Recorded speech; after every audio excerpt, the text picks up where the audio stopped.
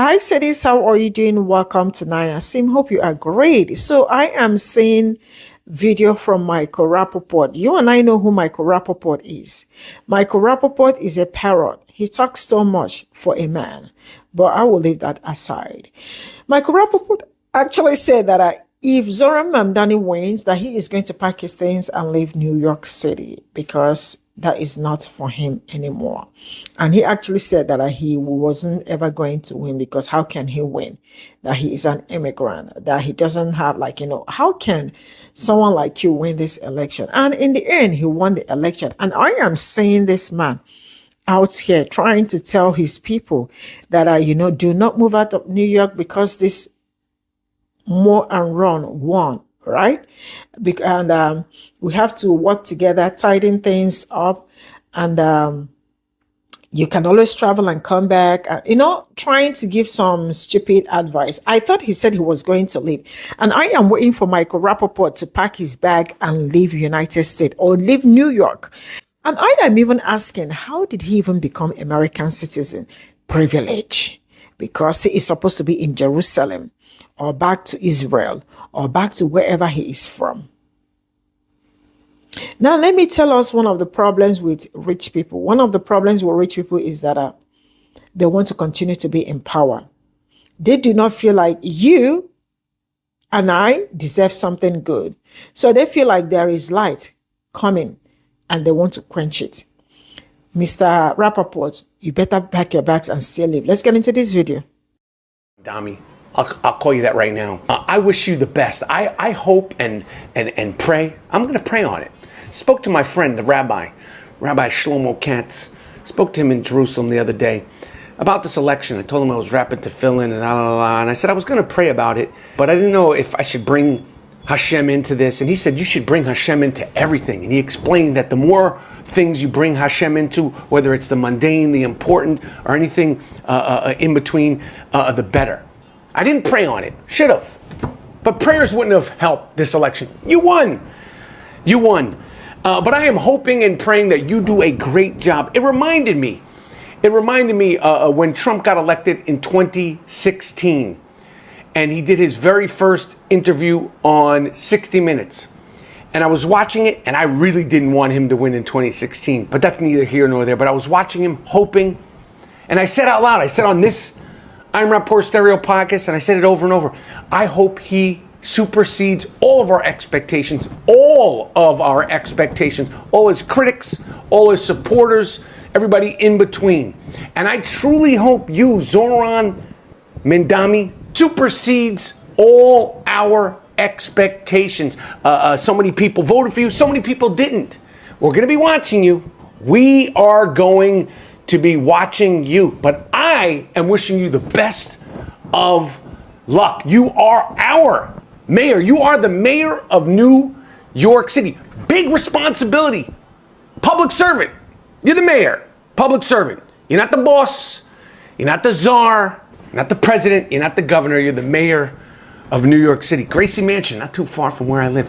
And like I said, I voted for Cuomo, and I know that people that voted for Cuomo voted for you, voted for Kung Fu Curtis. Everybody is going to be hoping and praying that things work out for us, because you work for us. And let me tell you something, people, specifically first and foremost, my Jewish people, keep things in perspective from the bottom of my heart. We must keep things in perspective. Think about what's going on right now. Think about what has been going on for the last 2 years. Think about what has been going on historically. Do not let this fear get the better of you, okay? Do not run away.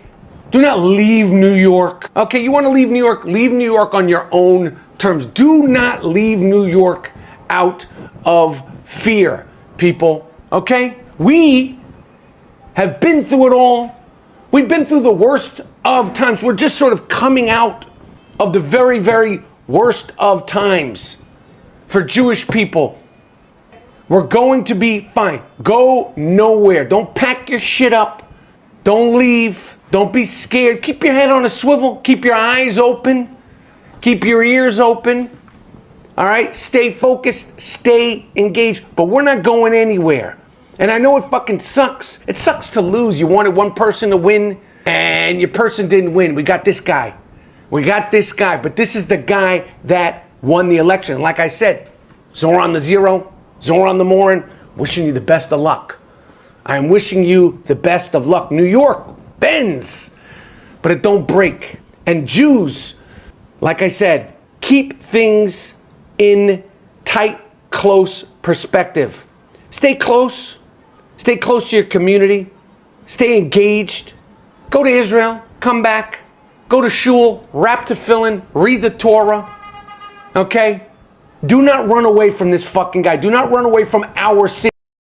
Mansion, New York, it is the championship rounds. Okay? The lights are bright. The city is on the line. And I am telling you, do not fall for the okie doke. There ain't going to be no free buses. What bus line's going to be free? There ain't going to be no free rent, free coffee. Nothing in life is free. Do not fall for the bullshit and the fairy dust.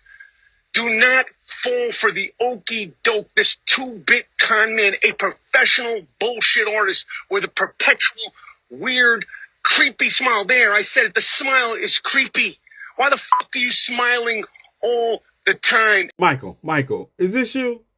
You have to excuse me, because for a minute there, I thought you were talking about Benjamin Netanyahu. Yeah, creepy smile. Yeah, so I was listening to your video, and at first I was like, huh?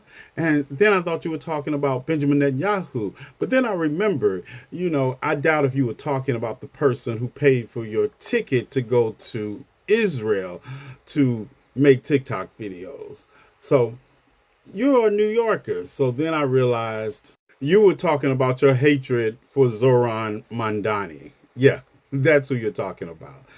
And I'm just going to tackle one thing right now. And I have a feeling over the years, I will come back and address a lot of other things you said. But you said there will be no free buses because no one has free buses, right? I'm hopping on board the new fare-free Marty bus in Martin County, and you can see some riders are already taking advantage of it. Now, speaking with people, they said saving that $1.50 each way makes a big difference. Next stop, Beaumont Stewart. Marty buses in Martin County are now fare-free after commissioners voted to drop the $1.50 price. It's pretty good. Everybody's excited about it. Another rider, Bobby, you see loading his bike on the front rack, depends on Marty to get around. I use it every day. It's very reliable. And now his trip doesn't cost a dime. The goal is to make transportation more accessible and hopefully alleviate some traffic with more people taking the bus. Personal vehicles are very expensive. Traffic congestion is a hassle. Dump the pump. Get on the Marty. Give it a try. Transit Administrator Ash Beecher says the Marty system stretches from the St. Lucie County line all the way to Hope Sound, with 67 stops, 14 full-size buses, and 5 paratransit vehicles. We've seen a dramatic increase in ridership over the years while the fares were in place. We can only imagine what's next with this new fare-free system. The program's funded through a state transportation grant that's tied to ridership, meaning the more people who ride, the more funding the county can receive to keep it going. Riders can track buses in real time on the Marty Transit app or scan the QR code at the bus stop to see how far it is. I grew up utilizing public transportation. I know the importance of it. And Marty's expected to stay fare-free for the foreseeable future. So if you ever thought about giving the bus a try, now's your time to hop on board. Reporting in Martin County, Tiffany Rizzo, CBS 12 News. Michael, real quick. You say there's no free lunches or nothing's free, right? Except your airplane tickets and reservations to Israel. But I digress. But why is it so hard to wrap your mind around somebody working for free public transit in this country, in New York, like Zoran Mamdani is doing, when Israel introduced a program in April of this year to have over 1 million Israelis eligible for free public transit. And as part of this transportation justice reform, which started on April 25th, as I was saying. 1.1 million senior citizens over the age of 67 will benefit from the free travel on all public transit lines in Israel, and an additional 1.5 million Israelis will benefit from a 50% reduction based on, wait for it, social economic status. But I guess this is not hard to do when it's the American taxpayers who are providing all the military weapons for your army. Yeah, we should have free everything. I said what I said.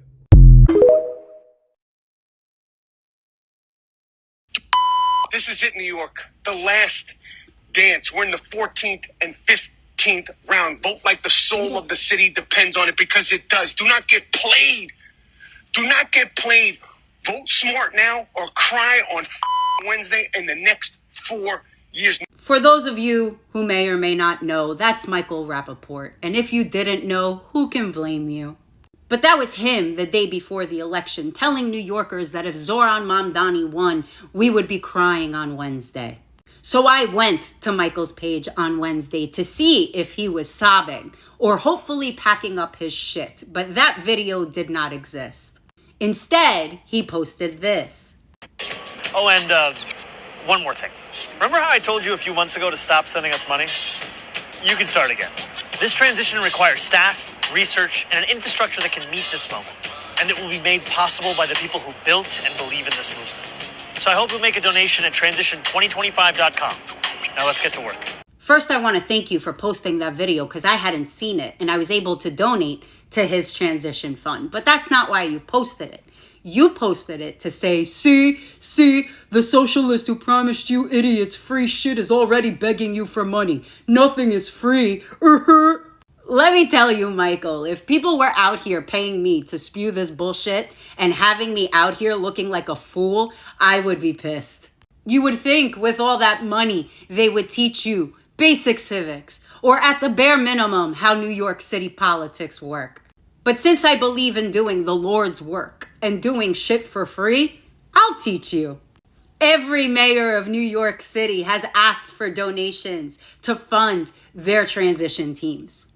And that is because a transition team is hired from the moment a mayor wins the election. And New York City does not pay a mayor's employees until they are sworn in January. So yes, Michael, he is asking for donations to fund that transition team. Now, mayors of the past have used the same billionaires that funded their campaigns to fund their transition teams. I'm sure they did it out of the kindness of their hearts, not because they expected anything in return. But Zoran Mamdani's campaign was heavily funded by the people. And he's just simply asking us to donate again. So if you want to continue talking about politics, Michael, maybe do a little less yappaporting and a little more reading. You are an embarrassment, bro. Anyways, bye. Good morning. Quick question. When did it become socially acceptable for Jewish people? I'm Jewish, so I am asking this question as a Jew. When did it become socially acceptable for Jews to become raging racists and xenophobes and all of the above phobes? Because if you were to just go to Michael Rappaport or Deborah Messing's pages, and they have big followings, God bless them, you know what I mean? But the hate that they spew on their streams is just, their platforms are full of Muslim hate. Why is that socially acceptable? I mean, look, I think that, who was that lady that was the cook, who like had a plantation and dressed her staff up? Paula Deen. Like, Paula Deen was lambasted for being racist. But somehow when Jews are racist to Muslims, it's socially acceptable. I say today, cancel them, just like Paula Deen. That's my TED Talk. Still. So I have other things I would like to talk about, but then this shows up on my FYP page, and I have things to say. I will tell you, I've gotten so many calls from Jewish New Yorkers who are alarmed. Their kid was harassed in college. Their child was bullied in K through 12. Their synagogue was vandalized. So here's what ADL is doing right now. If you are a Jewish New Yorker, we have your back, and we will hold Mamdani, Mayor-elect Mamdani, accountable. So I'm not saying anti-Semitism isn't real and that some people aren't feeling it. But to pin it all on Mamdani, it's pretty ridiculous. And then I found out that this whole accountability thing is called the Mamdani Monitor, because they're surveying him, profiling him, planning to. So I saw another video from the ADL guy's page about what this is all about, and again, I have points to make. So let me break it down for you. New York City has the largest Jewish population of any city, not just in America, but in the world. And these Jewish New Yorkers, like Jews all over America, have experienced a torrent of anti-Semitism these last few years. So against this backdrop, Zohran Mamdani was elected mayor earlier this week. But he's notable to us because a fierce animosity toward the Jewish state has characterized his entire time in public life. As a state assemblyman in Albany, where he sponsored legislation that would have prohibited New Yorkers from making charitable donations to nonprofits in Israel doing life-saving work. Now, he promises to pursue the discriminatory boycott divestment campaign against Israel and make it impossible for New Yorkers to do business with the Jewish state. Again, he's refused to condemn phrases like globalize the intifada. And he surrounded himself with people who are notorious for their anti-Semitism. So considering his track record, the people around him, the ideas that he has pursued, yes, we have concern. So this isn't so much about Jews and Jewish people as much as it is about Israel. Got it.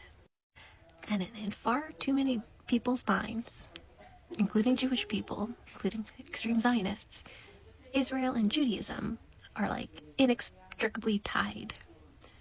But the fact is, they're not necessarily. Like, I have never been to Israel. My family, my immediate family, isn't Israeli. I have no personal ties there. To me and many other Jewish people, criticizing Israel is not criticizing all Jewish people. And I mean, if you're gonna keep watch on, who he surrounds himself with, who he hires to be a part of his team to see if they are problematic or not, why not keep an eye out for the Islamophobes too among your own ranks? Islamophobes, racists, people who think that anybody who is Muslim is a danger to them personally. Because that's a pretty problematic way to look at these things. And yet... So let me explain exactly what we're doing. First, we launched a tip line. So if Jewish New Yorkers experience or observe anti-Semitism, they simply tell us so that we can track it effectively. We've been doing this work for generations. Now we're simply taking a hyper-local approach here. On its face, I don't have a problem with this. But I do in certain ways. Because I looked at the ADL's website and they have a report an incident thing where I'm guessing anywhere in the country you could report something anti-Semitic that happened. But this, because of Mamdani and his, facetious implied threat, they made one specifically for New York City to have an anti-Semitism tip line. If anti-Semitism has been on the rise in New York City, why didn't they always have a tip line for New York City specifically? Why now? I mean, we know why, because Mamdani is a Muslim person and he, doesn't kowtow to Israel. And he shouldn't have to. So a thought, while this anti-Semitism tip line for the Mamdani Monitor, which is such a creepy name, is meant to be for anti-Semitism, maybe we can, all include times where he made us feel perfectly accepted and welcomed and included as Jewish people, too, just because, they claim they want to be aware when he's doing good, too. Yeah? Two, we're increasing our research to focus on the people who might get appointed to roles, to the policies that might get introduced, to the programs that might get structured, to make sure they will not endanger Jewish New Yorkers. Quite simple. And number three, we're collecting all this information and putting it up on the web, on the Mamdani monitor, so that Jewish New Yorkers and people who care about them can see for themselves what's happening and draw their own conclusions. If the new administration does great things to keep Jewish New Yorkers safe and to make them feel welcome, then people should know about it. And if the new administration takes steps that endanger Jewish New Yorkers, make them feel unwelcome, then people should know about it too. That's it. It's pretty simple. That's all we're doing. And if you want to learn more, see for yourself. I don't know about that, but I'd like to see how it looks from somebody on the other side who is Palestinian, and I think she's Muslim as well. So let's talk about the ADL's new so-called Mamdani monitor. It's an initiative to track the new mayor. Think about that, an entire monitoring program launched for one man, a Muslim, with an immigrant background. Meanwhile, sitting members of Congress have posted things like this. Communist Muslim jihadist, deport him now. America has fallen. Not one of these people is being monitored or reprimanded. So listen, who is really being protected here? Is it Jewish New Yorkers? Or is it a foreign government being protected from criticism? So here's where it gets even more interesting. The Democratic Socialists of America, the group that endorsed Mamdani, they reportedly gave his transition team a list of divestment demands. The first one is to pull New York City pension funds out of Israeli bonds, end city contracts with Israeli-linked companies, and to cut ties with organizations supporting the occupation. Whether you agree or disagree, that's not hate. That's policy advocacy. And the ADL has turned this sort of thing into grounds for surveillance. And quick aside, because I had seen a post from Lizzie Savetsky, extreme Zionist, acting like this whole find about the DSA meeting is somehow extremely anti-Semitic. All right, guys, we need to talk about Mamdani's Day One plan. So Mamdani campaigned and won on affordability. But now that he has won the election, his smile is off and his true colors are showing. So I have just read the meeting notes from a leaked document from the latest DSA meeting that occurred just 4 days ago on November 2nd, and it reads like an anti-Semitism wish list. There's absolutely no mention of affordability anywhere to be found. It is literally only about attacking Israel politically and economically. This is what New York City just elected. I mean, one, this was a DSA meeting. I don't know if Mamdani was even there, and it sounds like these were just their talking points, their suggestions, their ideas and goals. And pretty sure Mamdani has always said he is looking to, stop giving so much money to Israel. And that's not anti-Semitic, for fuck's sake. Like, there are so many other wonderful goals that are part of his platform, and you insist on focusing on Israel. Why? If you love Israel so fucking much, just go live there. But this is New York City. New York City in the United States of America. And I think it's great to have a mayor who wants to make our lives better here. People that live here. And let's talk a little bit about the people that are calling Mamdani a communist Muslim. Clearly, they skipped history class. Because communism and Islam are ideological opposites. Communism rejects faith entirely.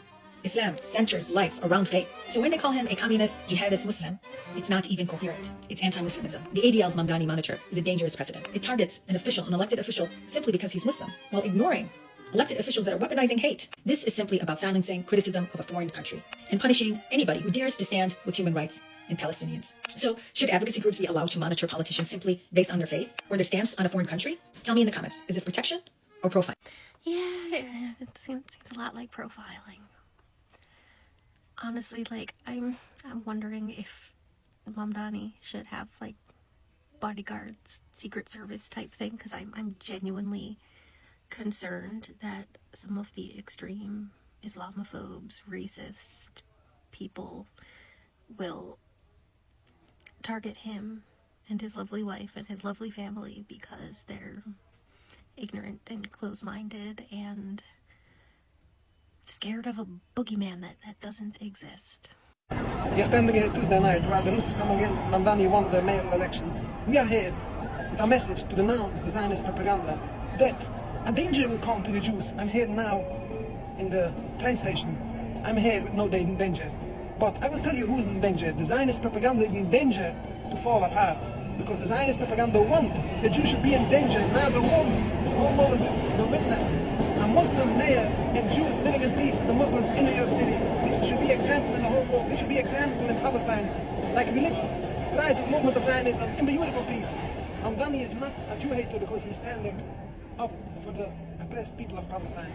He should be admired for standing up for the oppressed people of Palestine. We pray to God that his leadership should be a success, and he should continue the path of justice and peace to stand with oppressed people and to help out the Jewish people in New York City. I don't know if you guys have seen this, but as soon as Zohran Mamdani became the new mayor of New York City, X was immediately flooded with real estate offers for Jewish people living in New York. Like this guy.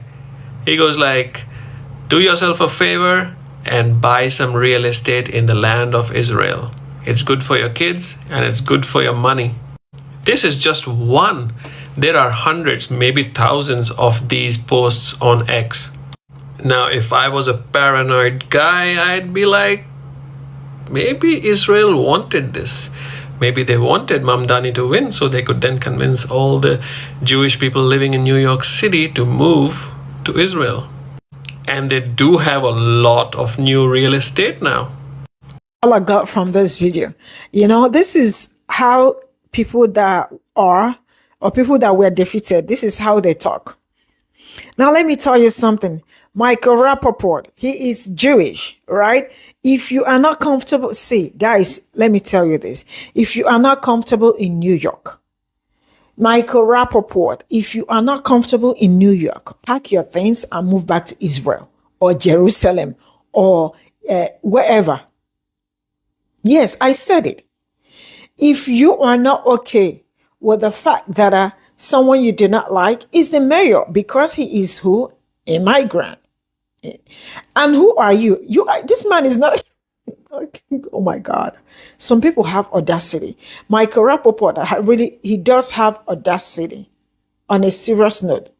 Wait, you think pronouncing his name wrongly and all that will make things bad and all? You are just crazy on a very serious note. If you know this man, I don't know who actually paid him during the time that what is going on in Palestine, right? This man made so many crazy, dirty videos and was just like, telling people that there is nothing going on and all, like a liar. And now he actually said that before the election that if Zoran wins, because they thought he wasn't going to win, that he is going to move away, like he's going to pack up his things and move out of New York. And I am surprised that he has not left. He is still in New York. What is he still doing in New York? Because he actually said if he wins, he is going to, and now he is advising his people not to move away because that man, they should keep everything tied, travel and come back. Oh, you don't want to leave the money in New York. I thought you wanted to leave it and run away because someone you do not like won the election. You are not even American. I don't even know how you guys, because it is privilege. It is privilege that made you American. Because in a normal, you are not supposed to be. You are not supposed to even have the paper. Sorry I'm being this way, but if you know Michael Rappaport, you definitely will know the racist rhetoric he has actually peeled out. The fact that these people are winning, let me tell you something, because I am a poor person. Don't think I am rich. I am not rich. Yeah. If my parents were comfortable, that probably was my parents, not me. Because as it stands, I am not. And I am not from Assistant. I lost my mom 3 months ago. So I don't have father, I don't have mother anymore. So let's break this thing down from this angle. Let's break this thing down. You see these people, you see the Jewish people in United States, especially in New York. You and I know how much they are running things. Also politically. They are absolutely running things. So what they want in their life is for things to continue to benefit them, because it's always the rich that will continue to win. So if you are not rich, it means there is nothing for you. So what would they have? They would have right on, if the other comma or what his name was, if that one has won the election, his sea life would have been sparkling for them. But at this point in time, some things will be tightened up for them because their candidate did not win. So what they want, they do not want people that look like me and people that are looking for a way to survive their life. They do not want them to prosper. They do not even want you to bring your head. They just want it to continue to, when you ask people, how are you? They tell you, I am trying to keep my head above the water level. They do not want you to keep your head above the water level. They just want you to be under the water, which means you might get suffocated under that water. And you know what it means to be underwater? You know what it means? That has always been their wish. So now that Zoran won, I am happy that their own candidate did not win. Because everybody deserves light. I deserve life. I deserve better life. You also deserve better life. I don't live in New York. Most of my friends or my family do not live in New York. My family live in other states, not New York. But we all deserve something better. Whether you live in New York or you don't live in New York, we all pray for something good to happen to everybody, not something bad. Because some people, the only thing they are praying is how you, that is looking for a way to keep your head above the water level, how you will not survive. I will draw my curtain here. Bye for now.